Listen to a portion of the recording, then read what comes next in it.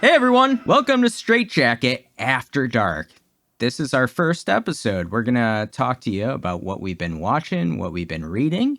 I've been diving into John Carpenter movies. John Carpenter directs my favorite movie, Halloween. Also, I love The Fog. I love Escape from New York. I mean, these are three of my favorite movies of all time. So, admittedly, I haven't watched too many other John Carpenter movies. I hate to say it. Same, to be honest with you. Our other podcast, The Mouths of Madness, comes from In the Mouth of Madness, which I really like. I enjoy that one. I have to admit, I've never seen it, honestly. That one's up your alley, man. I'm telling you. You would really like it. Yeah. But other than that, I haven't really seen too many. So this week, I watched 3 of the big ones that I wanted to see. And I'll kind of go over them from my least favorite to my favorite. I watched Big Trouble in Little China, which I love Kurt Russell. He's awesome. Yeah. And this was a great movie. You know, I really enjoyed the action sequences, the 80s action sequences, Blue Lightning. I mean, it was really over the top, but I thought it was fun. It was definitely not as good as Escape from New York, so I kind of didn't put it as high as that. I gave it 3.5 stars on my Letterboxd, but I definitely recommend it. It's a fun time. Kim Cattrall is actually in it. Maybe people know her from Sex and the City fame, but I hadn't seen her act in anything else before this, so this was really cool. I thought she was really good. Kurt Russell's awesome. So I definitely recommend it. My next one is Assault on Precinct 13. This is the movie that landed John Carpenter Halloween, and also the movie that landed him Donald Pleasance to star in Halloween. Oh, was he was in Assault on Precinct 13? Donald Pleasance's daughter saw Assault on Precinct 13 and showed it to Donald Pleasance. Because cool. he had been offered the role of Dr. Loomis, and when he saw this movie, he was like, okay, yeah, this guy knows what he's doing. I'm in. Right. And I love this movie. This was so good. The music is awesome. Carpenter does a good job on that. Yeah. I want to get this on vinyl. Does it exist on vinyl? I don't know. I'll have to look. Yeah, this was so good. It definitely had what I've heard for a long time is it's kind of a reimagining of the movie Rio Bravo from John Wayne. It's one of my favorite John Wayne movies, but it had that, but it took it to like the next level. It's one of those movies too where like a quote unquote bad guy kind of becomes the good guy and helps out. And what I love about John Carpenter, and this is a great example, he also doesn't like do like huge backstories and exposition scenes. Right. You get a little bit, but you really come to know these characters in the movie, like in the setting, what's going on. So that's what I love too. It's like, you don't need to know everything about these people. Right. I gave this 4.5 stars on my Letterboxd. They actually kill a little girl on screen. They shoot her in this movie. This is where like the whole John Carpenter kills kids thing comes from. I must go punch that baby. I didn't know that was a thing. Yeah, because he wants to let you know nobody's safe in the movie. You know, because audiences come in thinking, oh, well, they won't kill the kid. Nope. This fucking blows away a little girl. I was like, holy shit. Oh, my God. Fuck them kids. Yeah. Put in the punch the baby one. I must go punch that baby. My final one I watched is They Live. I'm a huge Roddy Piper fan from being a wrestler. Oh my God. I still need to see this one too. I'm so behind on Carpenter stuff.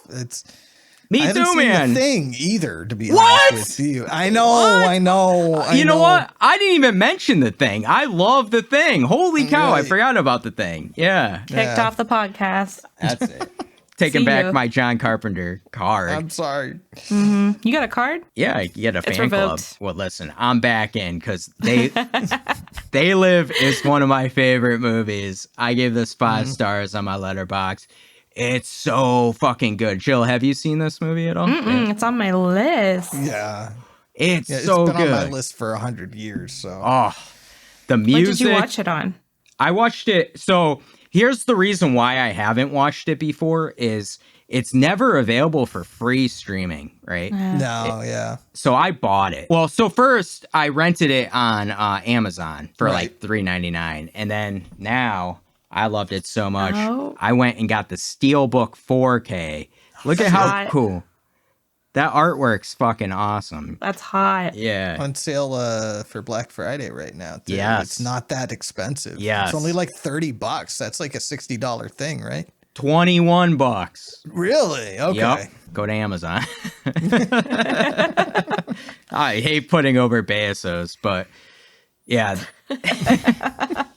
I Go on, shop on Jeffrey. Amazon all the time. You can do it. They Live is so good because it is, again, a timeless story. And I think, it took place during the later Reagan era, but it also applies to America now as well. So it's like it does hit on some very, very big kind of overall story points that tie into what's going on in the country. This movie has the best fight scene I've ever seen in a movie. Ever. It's so cool. Keith David's awesome. So I definitely recommend that. And I want to say, if you guys have any other John Carpenter recommendations, like throw them in the comments. Let me know what I should watch. I'm going to start checking some more out. Prince of Darkness is also on my list coming up. So I got to get that one. Donald Pleasance, John Carpenter again. Right. But let me know. All right. That's it for me. How about you, Jill? I haven't been watching much. Honestly, the only other things I watched were for It's Lays. I can't remember if I talked about Daughters of Darkness last week or last time we recorded. No. That episode just came out. It's, I think, 1971, Daughters of Darkness. It's about lesbian vampires Oh, perfect. and Elizabeth Bathory, if you're familiar with her. I'm The actually Blood not. Countess. Okay. Or wait a minute. I believe you talked about this in a previous Probably. episode of Probably. SJT. I'm obsessed with her. Yeah. Yeah. She's bathed in blood of like Right. young girls. Oh, and- yeah. Yep. Yeah. Right. Yeah. So she's like the vampire in this. So I watched that. That was super good. And I also, we haven't recorded this yet, but we're going to be recording Inside 2006. Oh, they made you watch that one. Because when No. you texted. That's my pick. Oh, is it? I had never really? seen it before. Yeah. I Oh, was looking for a God. Christmas movie. Oh, okay. And actually, it's a good double feature for Black Christmas because you got home invasions, you got pregnant women, and you got abortions. And in their Christmas movies. And also, it's very bleak. It's very upsetting. I haven't seen it, but that's basically all I've heard about these French extremist movies is that they're all extremely upsetting and gory. It is very gory. Like, it's kind of a hard watch, honestly. Very bleak. One of those movies you watch and you're prepared to watch it because you know you're going to feel shitty afterwards. Yeah. So, yep.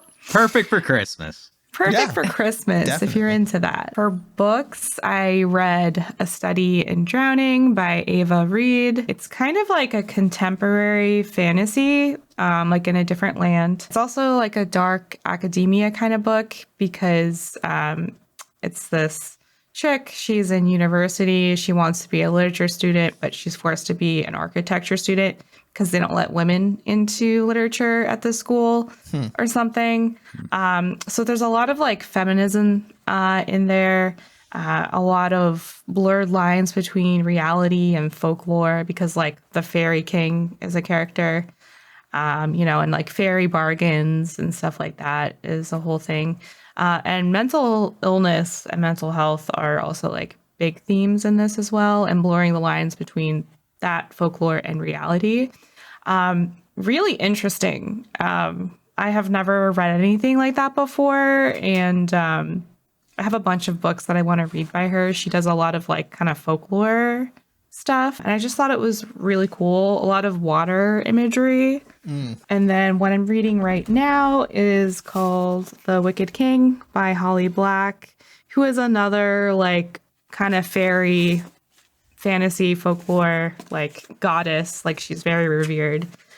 This is the second book in the Folk of Air series. I already read the first one. It was called The Cruel Prince. And I really like that. So I wanted to read the rest of the trilogy because I got it for Christmas last year. So I'm trying to get those books off my list before I get a bunch more for Christmas this year. But yeah, apart from that, I've been watching the Jersey Shore Family Vacation.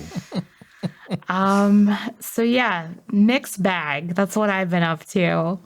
Nathan, enlighten us. I've been watching nothing but movies about car fucking. Again?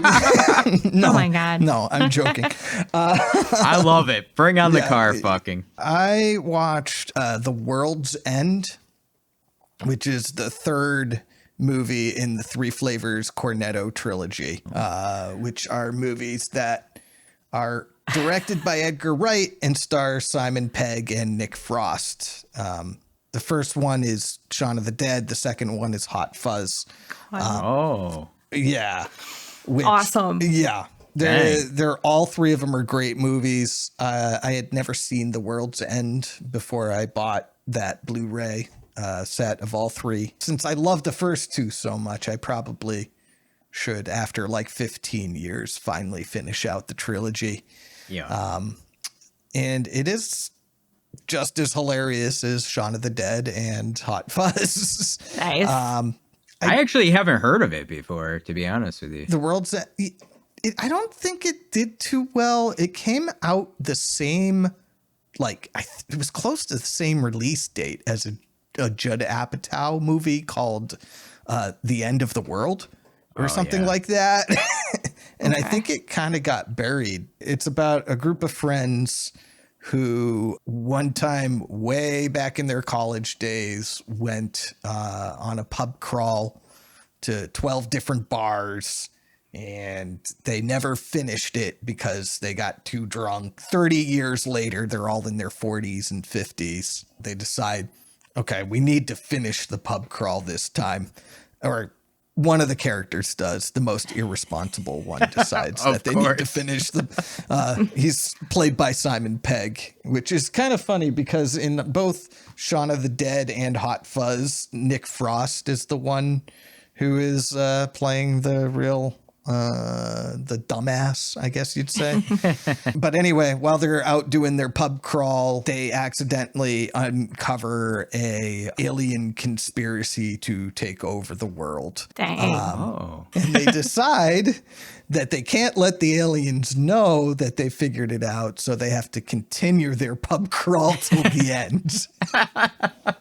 And it's all about them getting trashed and figuring out how to deal with the situation at hand. But it's also, it's kind of sentimental and sweet a little bit. Aww. Because it's, these old friends and there's all have issues they're working through, but it's done in that very Edgar Wright funny kind of way. I don't know. If you've seen Shaun of the Dead or Hot Fuzz, you know what I'm talking about, that there is like actual heart behind these movies.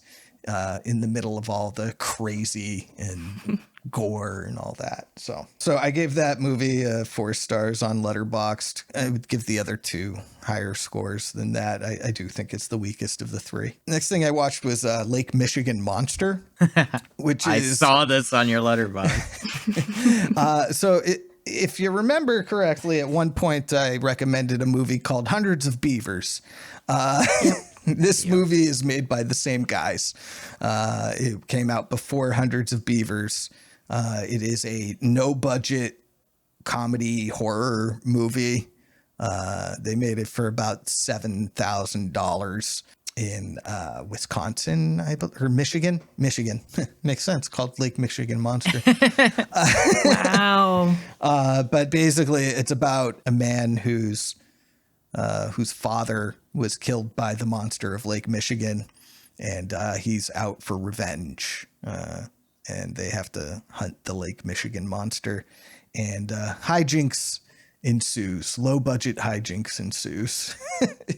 I highly recommend it. It's not as good as Hundreds of Beavers, but it's still really good. It's still Which Kevin watched right after. yeah. I did. I would, if you liked Hundreds of Beavers, I think you'll like Lake Michigan Monster. It's not a silent movie the way Hundreds of Beavers is, but it is black and white, and it is slapstick comedy. It's very silly. Kind of drags in the middle a little bit, but That was my biggest problem with Hundreds of Beavers is like, I really liked it, but it was a long movie. yeah, it was 2 hours long. Yeah. Lake Michigan Monsters is a little bit shorter. It's like an hour and a half, but it still finds a way to drag in the middle a little bit, unfortunately. Maybe we'll review it on SJT at some point because it is great. It is great. Now, about a year ago, I showed you that I bought a box set by a filmmaker called Shinya Tsukamoto.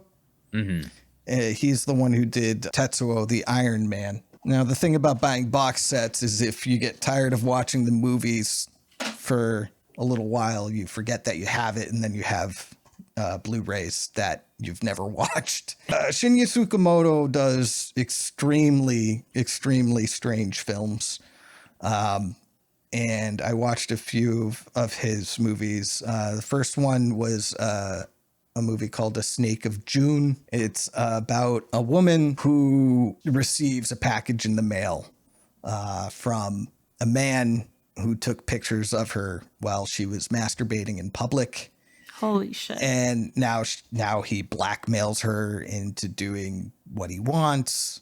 It's blue.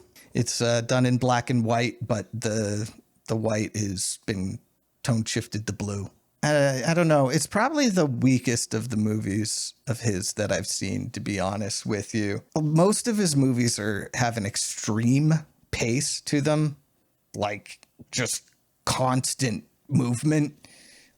This one slows it down quite a bit. Tsukamoto's weaknesses as a writer kind of shine through because the pace was slowed down.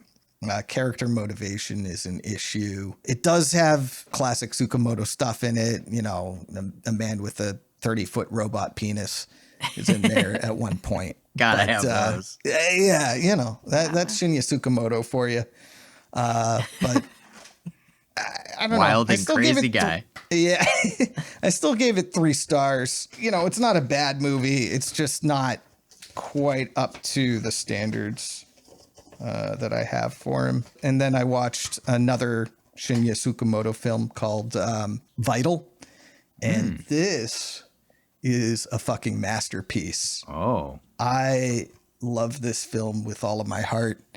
It is about a med student who gets into a car accident and loses his memory. He goes back to med school and he has a dissection class that he has to do. The person who he is dissecting turns out to be his girlfriend who died in the car crash in which he lost his memory. And there was car sex. There was no car sex in this movie. Okay. There's a car accident, but it deviates from the theme of the last time I started talking about movies. Okay.